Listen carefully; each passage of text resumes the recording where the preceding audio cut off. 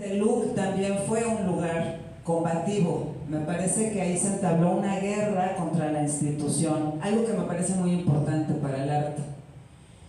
Entonces, bueno, yo puse aquí algunas cosas y digo, es claro y contundente que venimos intelectualmente al mundo con modelos simplificadores, con monedas de uso que pierden su troquelado, que se desgastan, que se endurecen, que están ahí, siempre a la mano, anquilosando nuestro pensamiento, nuestra creación, nuestra forma de vivir la vida. Y por supuesto que reduciendo el campo de lo que está permitido pensar, crear y actuar. Por lo mismo, es imprescindible defender la relación entre el arte, el pensamiento y la guerra contra todo aquello que quiera aplanar o uniformar las perspectivas. Me parece que esa forma de las tareas de CEMEFO justamente, que fue dinamitar la idea de arte.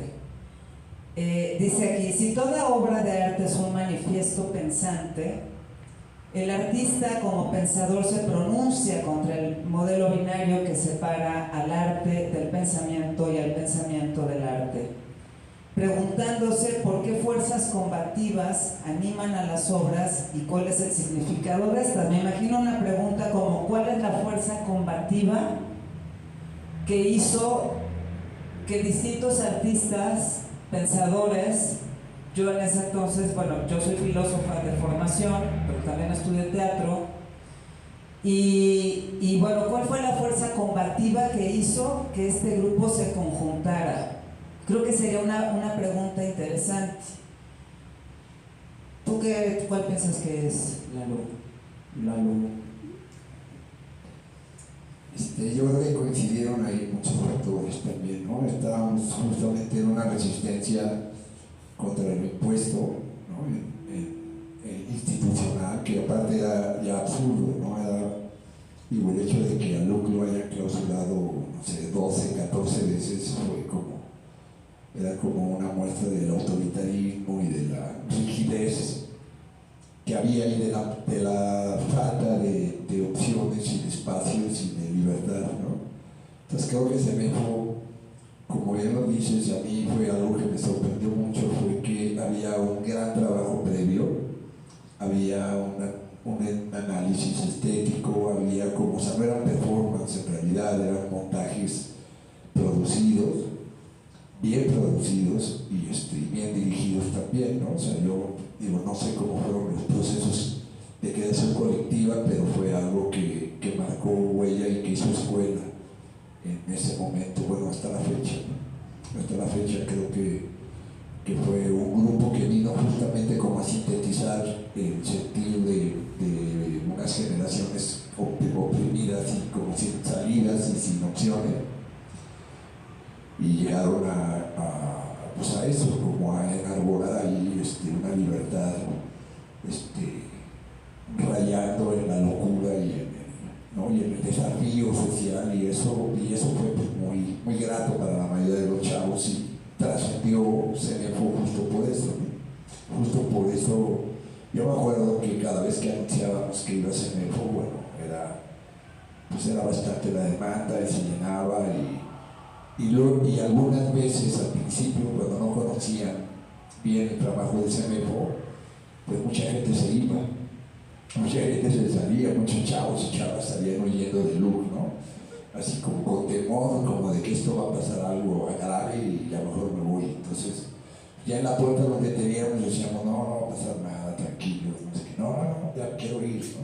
O sea, mucha gente se iba choqueado de lo que pasaba, pero pues a eso iba, regresaban también, ¿no? O sea, ese era justamente el ejercicio de CEMEFO, ese tipo de confrontación y de transgresión y de muestra, digamos, como de una libertad creadora, pues que sí que rayaba justamente en el desafío abierto, ¿no? Además, por ejemplo, pensando ahorita con lo que nos está diciendo Lalo, o sea, a mí me quedó claro hoy, creo que lo que vale la pena, no lo que vale la pena, yo diría más bien que uno de los aguijones críticos del acontecimiento artístico es que te permite pensar otras cosas y preguntarte otras cosas. Y a mí me gustaría pensar, y lo voy a empezar a hacer a partir de hoy, que me parece que el teatro de vanguardia en México mucho tiene que ver con CEMEFO. Creo que es un acontecimiento totalmente teatral, cosa contra la que los performanceros se pelean totalmente, ¿no? No, es que el performance no tiene que nada que ver con el teatro, porque en el performance se presenta y en el teatro se representa. Esas configuraciones conceptuales,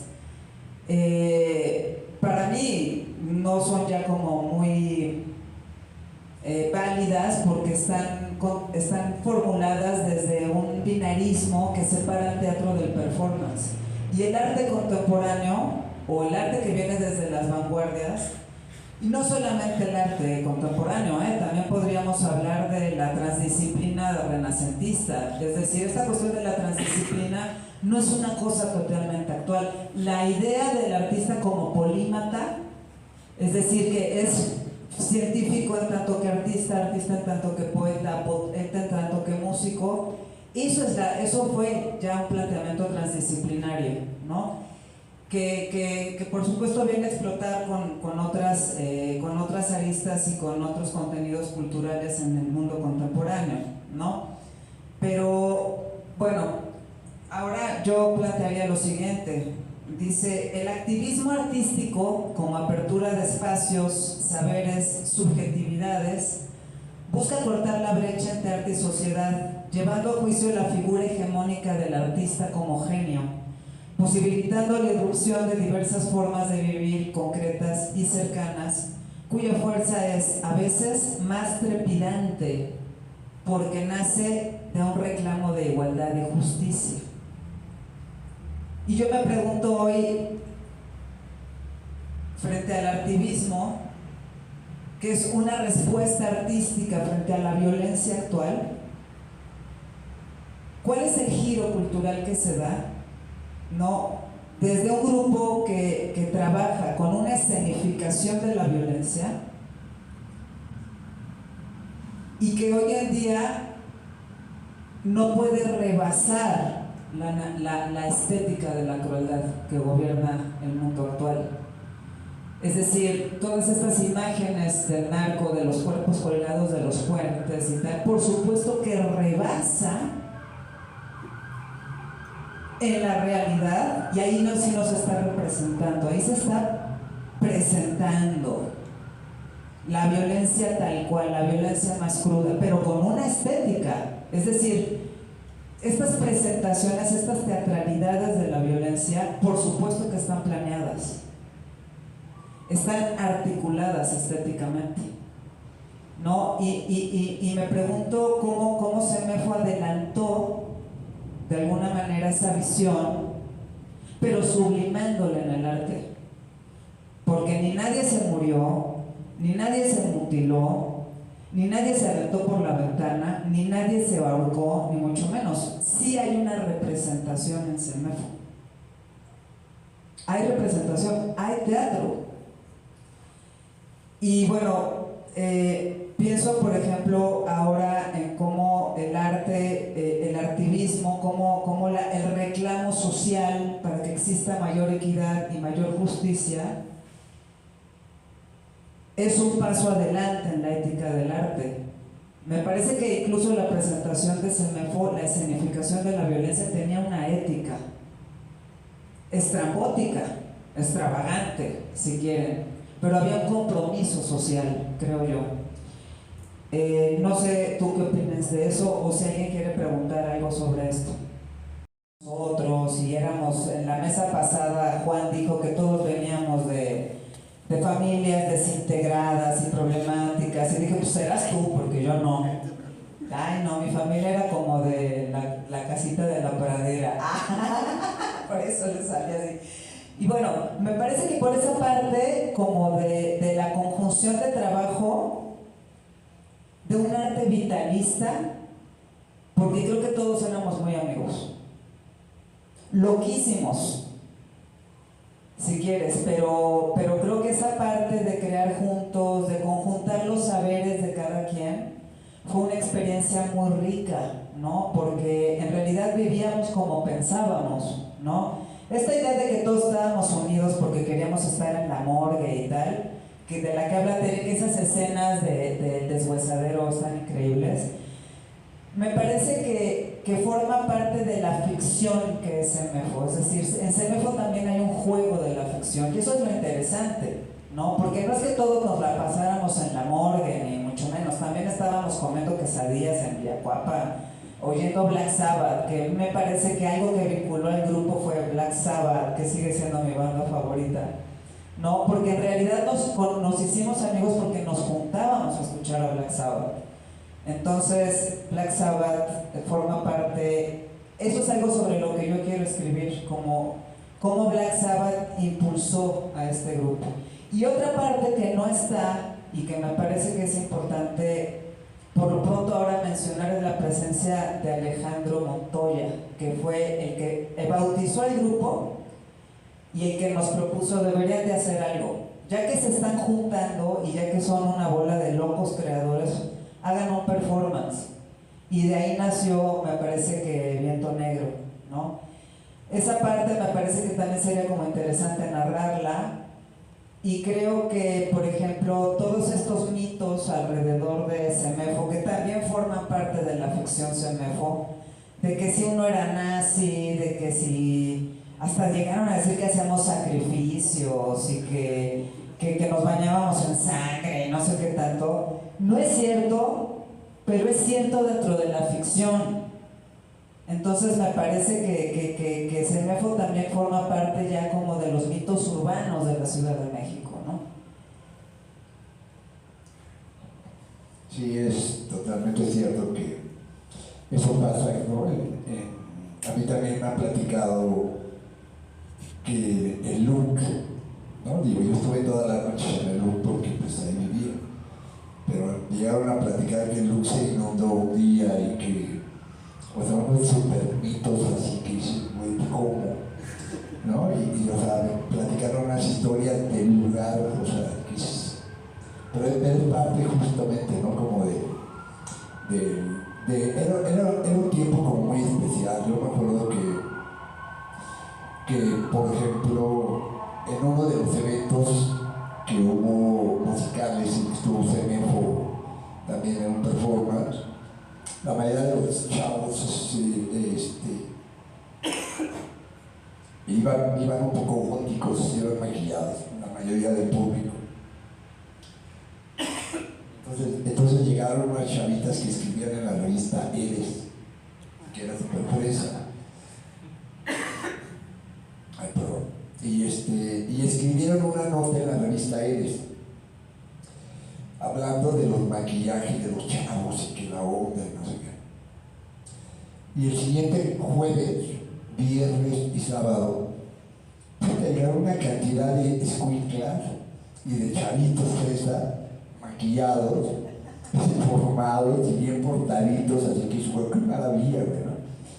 Y no entendíamos el fenómeno, si venían de una fiesta o iban a un Halloween o por qué llegaban así en masa. Y pues era por la revista Eres había hecho una difusión de look y creado un mito a partir de esa estética y de esa convivencia, ¿no?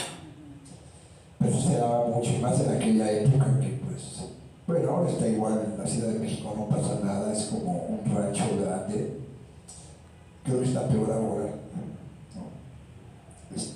Y entonces pues, este tipo de iniciativas, movimientos que generan, no sé, un pensamiento crítico, una postura subversiva, digamos, ante lo opuesto,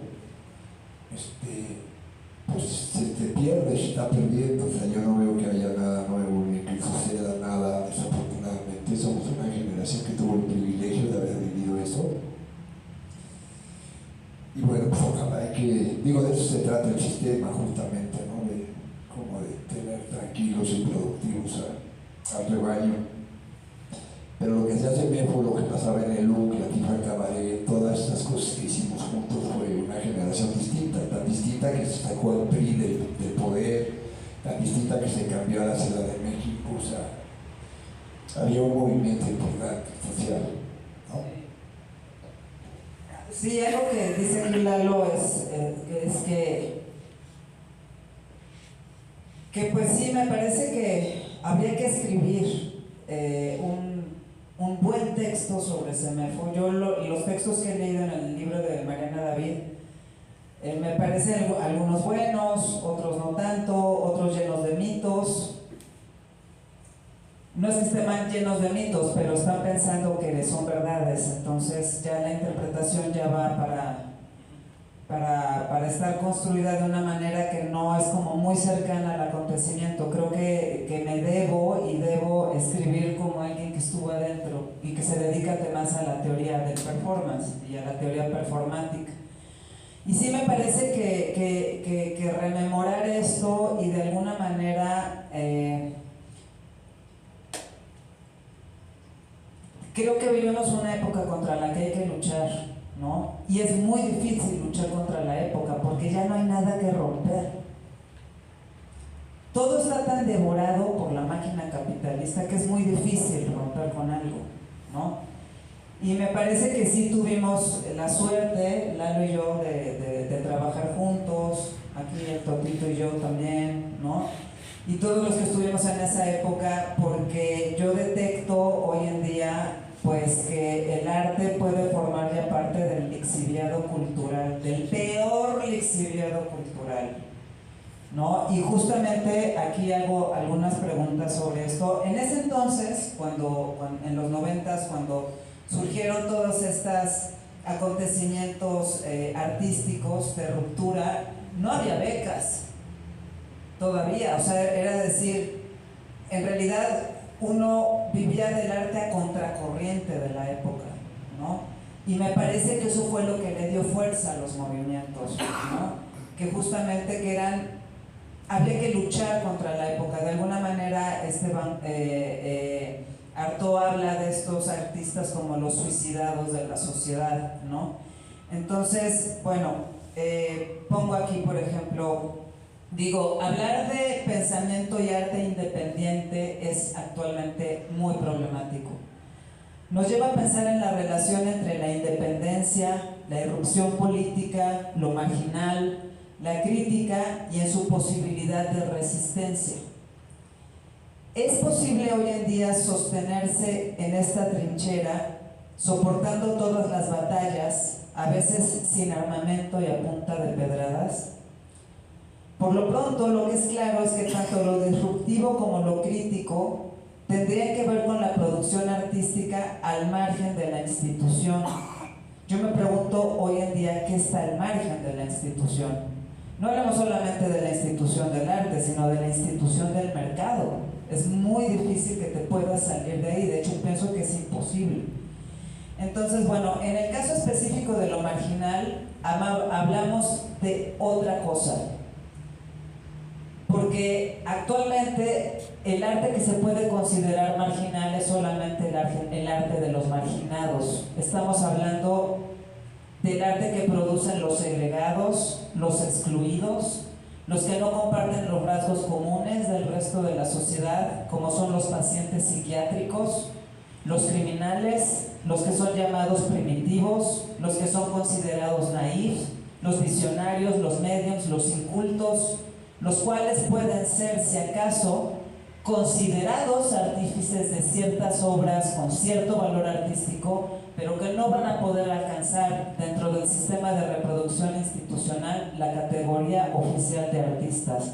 Y artistas ya es una marca. Ser artista hoy en día es una marca. Ser accionista hoy en día está de moda. Y a mí me parece que el arte del performance es un arte que dentro del juego, dentro de lo lúdico, es un arte muy difícil. Y no es improvisación. Y no es gratuidad. Es absurdo, pero no gratuito. Y eso hay que saber hacerlo.